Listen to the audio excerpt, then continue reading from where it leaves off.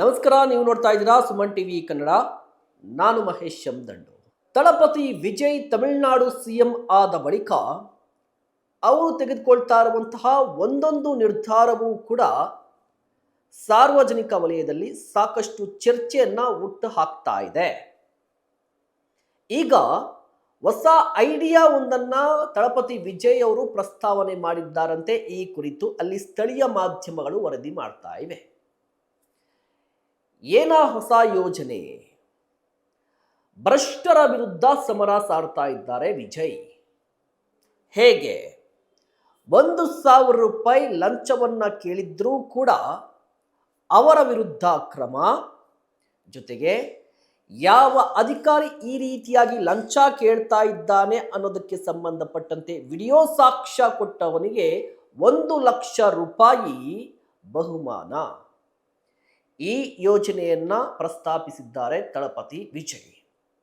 ರಾಜಕೀಯ ವಿಶ್ಲೇಷಕರು, ಜನಸಾಮಾನ್ಯರು ಇದನ್ನ ಗೇಮ್ ಚೇಂಜರ್ ಯೋಜನೆ ಅಥವಾ ಗೇಮ್ ಚೇಂಜಿಂಗ್ ಯೋಜನೆ ಅಂತ ಹೇಳ್ತಾ ಇದ್ದಾರೆ. ಹಾಗಾದ್ರೆ ನಿಜಕ್ಕೂ ಕೂಡ ಇದನ್ನ ಇಂಪ್ಲಿಮೆಂಟ್ ಮಾಡಲಿಕ್ಕೆ ಸಾಧ್ಯನಾ? ತಳಪತಿ ವಿಜಯ್ ಯಾವ ರೀತಿಯಾಗಿ ಈ ಯೋಜನೆ ಬಗ್ಗೆ ಮಾತನಾಡಿದ್ದಾರೆ, ಯಾವ ರೀತಿಯಾಗಿ ಮಾಹಿತಿಯನ್ನ ಕೊಟ್ಟಿದ್ದಾರೆ? ತಮಿಳುನಾಡು ಪಾಲಿಟಿಕ್ಸ್ ಬಗ್ಗೆ ಮತ್ತೊಂದು ಅಪ್ಡೇಟ್ ಕೊಡ್ತಾ ಹೋಗ್ತೀನಿ. ನೀವು ನೋಡ್ತಾ ಇದ್ದೀರಾ ಸುಮನ್ ಟಿವಿ ಕನ್ನಡ. ಈ ಚಾನಲ್ ಅನ್ನ ನೀವು ಇನ್ನೂ ಸಬ್ಸ್ಕ್ರೈಬ್ ಮಾಡಿಲ್ಲ ಅಂದ್ರೆ ದಯವಿಟ್ಟು ಈ ಕೂಡಲೇ ಸಬ್ಸ್ಕ್ರೈಬ್ ಮಾಡಿ. ಸುಮನ್ ಟಿವಿ ಕನ್ನಡದಲ್ಲಿ ಜಾಹೀರಾತು ನೀಡಲು ಸಂಪರ್ಕಿಸಿ 9686376663. ವೀಕ್ಷಕರೇ, 2026 ಮೇ 4ನೇ ತಾರೀಕು ದೇಶದಲ್ಲಿ ಒಂದು ದೊಡ್ಡ ಸಂಚಲನ. ಟಿವಿಕೆ ತಮಿಳುನಾಡಿನಲ್ಲಿ ವಿಜಯ್ ಅವರು ಹುಟ್ಟು ಹಾಕಿದಂಥ ಈ ಟಿವಿಕೆ ಪಕ್ಷ ದೇಶದಾದ್ಯಂತ ಸದ್ದು ಮಾಡಿದ್ದು ಈಗ ಇತಿಹಾಸ. ಕೇವಲ 2 ವರ್ಷದಲ್ಲಿ ಪಕ್ಷವನ್ನ ಸ್ಥಾಪನೆ ಮಾಡಿ ಚುನಾವಣೆಗೆ ಹೋಗಿ ಸರ್ಕಾರವನ್ನ ರಚಿಸಬಹುದು ಅಂತ ತೋರಿಸಿಕೊಟ್ಟಿದ್ದು ವಿಜಯ್ ಅವರು. ಒಬ್ಬ ಸಿನಿಮಾ ನಟ ರಾಜಕಾರಣಕ್ಕೆ ಬಂದು ಸಕ್ಸಸ್ ಆದಂಥ ರೇಷಿಯೋವನ್ನ ನೋಡಿದ್ರೆ ತಮಿಳುನಾಡಿನಲ್ಲಿ ಜಾಸ್ತಿ ಇದೆ. ಬಟ್ ಒಬ್ಬ ನಟ, ಒಬ್ಬ ಹೀರೋ, ಒಬ್ಬ ಮಾಸ್ ಇಮೇಜ್ ಅನ್ನ ಹೊಂದಿರುವಂತಹ ನಟ ಪಾಲಿಟಿಕ್ಸ್ಗೆ ಬಂದು ಏನ್ ಚೇಂಜ್ ಮಾಡಬಹುದು ಅನ್ನೋದಕ್ಕೆ ತಳಪತಿ ವಿಜಯ್ ಅವರು ಒಂದೊಂದೇ ಹೆಜ್ಜೆಯನ್ನ ಇಡ್ತಾ ಹೋಗ್ತಾ ಇದ್ದಾರೆ.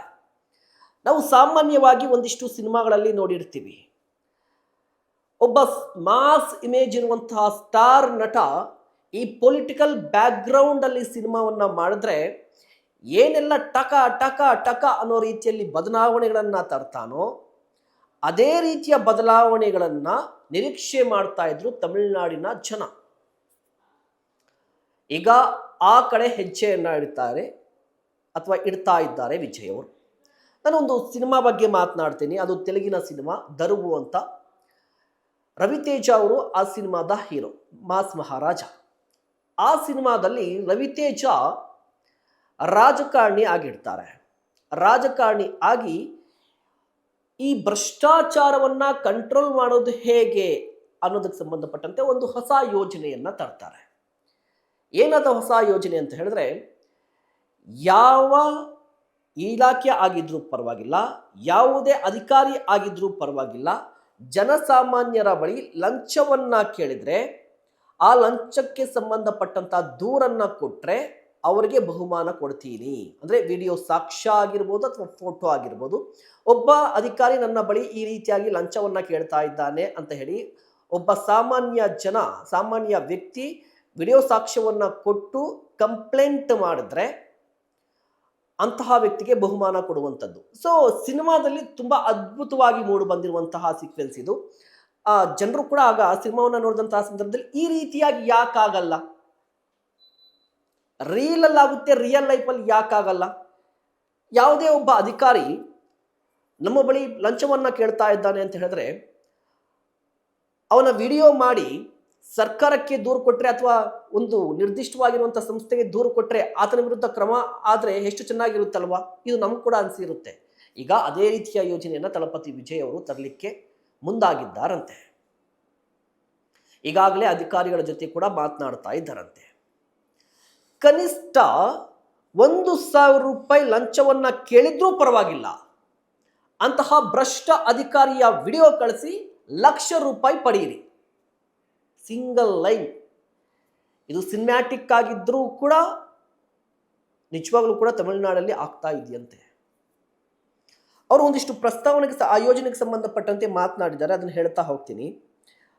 ಅವ್ರಿಗೆ ಈ ಯೋಜನೆಯ ಪ್ರಮುಖ ಅಂಶಗಳೇನು ಅಂತ ಹೇಳಿ. ಪ್ರಮುಖ ಅಂಶ ಏನು ಅಂತ ಹೇಳಿದ್ರೆ, ರಾಜ್ಯದ ಭ್ರಷ್ಟಾಚಾರ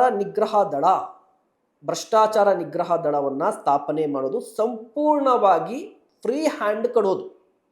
ಅಂದರೆ ಯಾರೂ ಕೂಡ ಮಿಡ್ಲಲ್ಲಿ ನೀನು ಯಾಕೆ ಅಲ್ಲೋದೆ ಅಂತ ಪ್ರೆಷರ್ ಆಗಬಾರ್ದು ಅಂತ ಹೇಳಿಬಿಟ್ಟು ಕಂಪ್ಲೀಟಾಗಿ ಸ್ವತಂತ್ರ ಕೊಡ್ತಾರಂತೆ.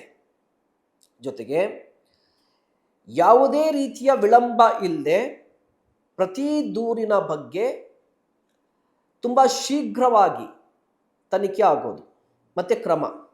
ಸೆಕೆಂಡ್ ಪಾಯಿಂಟ್ ಏನು ಅಂತ ಹೇಳಿದ್ರೆ, ಕೇವಲ ₹1,000 ಲಂಚಕ್ಕೂ ಕೂಡ ದೂರನ್ನು ಕೊಡಬಹುದು ಅಂತ. ಈಗ ಸಾಮಾನ್ಯವಾಗಿ ಜನರು ಏನು ಮಾಡ್ತಾರೆ, ₹1,000 ಅಲ್ವಾ, ಕೊಟ್ಟರೆ ಆಯ್ತು ಬಿಡಿ, ಕೆಲಸ ಮಾಡಿಕೊಟ್ರೆ ಸಾಕು, ನಮಗೆ 5,000 ಕೊಟ್ಟರೆ ಬಿಡಿ, 5,000 ಕೊಟ್ಟರು ಪರವಾಗಿಲ್ಲ, ಕೆಲಸ ಆಗಬೇಕು ಅಂತ ಮೆಂಟಾಲಿಟಿ ಬಂದುಬಿಟ್ಟಿರ್ತಾರೆ. ₹1,000 ₹5,000 ಏನಿದೆ ಅಂತ ಹೇಳಿ. ಬಟ್ ಆ ರೀತಿ ಬೇಡ. ₹1,000 ಲಂಚವನ್ನು ಕೇಳಿದ್ರೂ ಕೂಡ ಸಾರ್ವಜನಿಕರು ಭ್ರಷ್ಟಾಚಾರ ನಿಗ್ರಹ ದಳಕ್ಕೆ ದೂರನ್ನು ಕೊಡಬಹುದು. ಸಾಕ್ಷ್ಯವನ್ನು ನೀಡಿದರೆ ₹1,00,000 ರಿವಾರ್ಡನ್ನು ಕೊಡ್ತಾ ಇದ್ದೆ. ದೂರು ಕೊಡುವ ಸಂತ್ರಸ್ತರು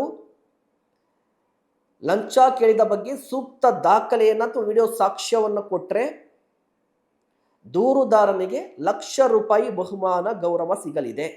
ಈ ಯೋಜನೆಯ ಪ್ರಸ್ತಾವನೆ ಇದು. ಒಂದು, ಭ್ರಷ್ಟಾಚಾರ ನಿಗ್ರಹ ದಳ ಸ್ಥಾಪನೆ, ಸಂಪೂರ್ಣವಾಗಿ ಸ್ವತಂತ್ರ ಮಾಡೋದು, ಅಧಿಕಾರ ಕೊಡೋದು. ಎರಡನೇ ಪಾಯಿಂಟ್, ಕನಿಷ್ಠ ₹1,000 ಕೇಳಿದ್ರೂ ಕೂಡ ದೂರು ಕೊಡಿ, ಈ ದೂರಿಗೆ ವಿಡಿಯೋ ಸಾಕ್ಷ್ಯ ಕೊಡಿ, ₹1,00,000 ಪಡೆಯಿರಿ. ಈ ರೀತಿಯ ಹೊಸ ಯೋಜನೆಯನ್ನು ತರ್ತಿದ್ದಾರಂತೆ ದಳಪತಿ ವಿಜಯ್ ಅವರು. ಇದು ನಿಜವಾಗ್ಲೂ ಕೂಡ ಈಗಿನ ಸಮಾಜಕ್ಕೆ ಬೇಕಾಗಿದೆ, ಈಗಿನ ವ್ಯವಸ್ಥೆಗೆ ಬೇಕಾಗಿದೆ. ಕಾರಣ, ತಾಲೂಕು ಆಫೀಸಲ್ಲಿ, DC ಆಫೀಸ್ಗಳಲ್ಲಿ ನಾವು ಹೆಜ್ಜೆಯನ್ನು ಏನಾದರೂ ಇಟ್ಟರೆ, ಏನಾದರೂ ಕೆಲಸಕ್ಕೆ ಅಂತ ಹೋದರೆ, ಅಲ್ಲಿ ಮೊದಲಿಗೆ ಕೇಳಿಸೋದು ಏನು ಗೊತ್ತಾ, ಕಿವಿಗೆ ಲಂಚ ಲಂಚ ಲಂಚ ಲಂಚ ಅಂತ ಕೇಳಿಸ್ತಾ ಇರ್ತದೆ. ಎಲ್ಲೋದ್ರೂ ಕೂಡ ಹಣ ಕೊಡಿ ಹಣ ಕೊಡಿ ಹಣ ಕೊಡಿ ಅಂತ ಹೇಳಿ. ನಿಮ್ಮ ಫೈಲ್ ಮೂವ್ ಆಗಬೇಕು ಅಂತ ಹೇಳಿದ್ರು, ನಿಮ್ಮ ಫೈಲ್ಗೆ ಸಹಿ ಹಾಕಬೇಕು ಅಂತ ಹೇಳಿದ್ರು, ನಾವು ಲಂಚವನ್ನು ಕೊಡುವಂಥ ಪರಿಸ್ಥಿತಿಗೆ ಬಂದುಬಿಟ್ಟಿದ್ದೀವಿ. ಬಟ್ ಇದಕ್ಕೆ ಬ್ರೇಕ್ ಹಾಕಬೇಕು ಅಂತ ಹೇಳಿದ್ರೆ ಇಂತಹ ಒಂದಿಷ್ಟು ಹೊಸ ಯೋಜನೆಗಳು ಬರಬೇಕಾಗಿದೆ, ಹೊಸ ಐಡಿಯಾಗಳು ಬರಬೇಕಾಗಿದೆ. ಹೋಪ್ ಮಾಡುವ ಈ ಐಡಿಯಾ ತಮಿಳುನಾಡಲ್ಲಿ ಬರಲಿ, ಸಕ್ಸಸ್ ಆಗಲಿ. ಅದೇ ರೀತಿಯಾಗಿ ಸಾಧ್ಯ ಆದರೆ ಕರ್ನಾಟಕಕ್ಕೂ ಕೂಡ ನಾವು ಅನ್ವಯಿಸ್ಕೋಬೇಕಾಗುತ್ತೆ. ಏನನ್ಸುತ್ತೆ ನಿಮ್ಗೇನನ್ಸುತ್ತೆ ದಳಪತಿ ವಿಜಯ್ ಅವರ ಈ ಹೆಜ್ಜೆಯ ಬಗ್ಗೆ? ಕರ್ನಾಟಕದಲ್ಲೂ ಈ ರೀತಿಯಾಗಿ ಒಂದು ಯೋಜನೆ ಬಂದರೆ ಚೆನ್ನಾಗಿರುತ್ತಲ್ವಾ? ದಯವಿಟ್ಟು ಕಮೆಂಟ್ ಮಾಡಿ ನಿಮ್ಮ ಅಭಿಪ್ರಾಯವನ್ನು ತಿಳಿಸಿ. ಇಂತಹ ಮತ್ತಷ್ಟು ಕಂಟೆಂಟ್ಗಾಗಿ ನೋಡ್ತಾ ಇರಿ ಸುಮನ್ ಟಿವಿ ಕನ್ನಡ. ನಮಸ್ಕಾರ.